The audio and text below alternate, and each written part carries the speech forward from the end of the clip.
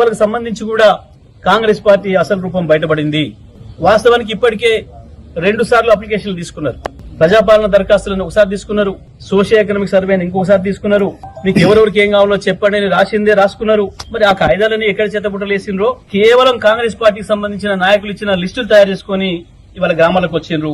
అందులో చాలా వాటిలలో అర్హత లేని వాళ్ళ పేర్లున్నాయి. ఉద్యోగస్తుల పేర్లు, గ్రామంలో సరిపోయేంత భూములు ఉన్న వాళ్ళ పేర్లు అన్ని కనబడుతున్నాయి. దాంట్లో ఎటువంటి అర్హత లేని వాళ్ళ పేర్లు కనబడుతున్నాయి. దాన్ని చూసి నిజమైన అర్హులు ఎవరైతున్నారో, నిజమైన పేదలు ఎవరైతున్నారో, నిజంగా ఇల్లు లేని వాళ్ళు, ఇంటి జాగా లేని వాళ్ళు ఎవరైతున్నారో, నిజంగా కూలీ పని చేసుకుని బతుకుతున్న వాళ్ళు, కేవలం ఎన్ఆర్జీఎస్ మీదనే ఆధారపడి, గ్రామీణ ఉపాధి మీదనే ఆధారపడి బతుకుతున్న కుటుంబాలు ఎవరైతున్నారో, నిజమైన అర్హుల జాబితాలో ఎక్కడ కూడా లేరు, జాబితాల పేర్లు లేవు.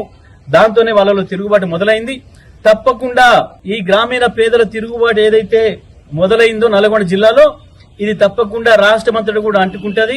కాంగ్రెస్ పార్టీని దహించి వేస్తుంది, అందులో ఏం సందేహం లేదు.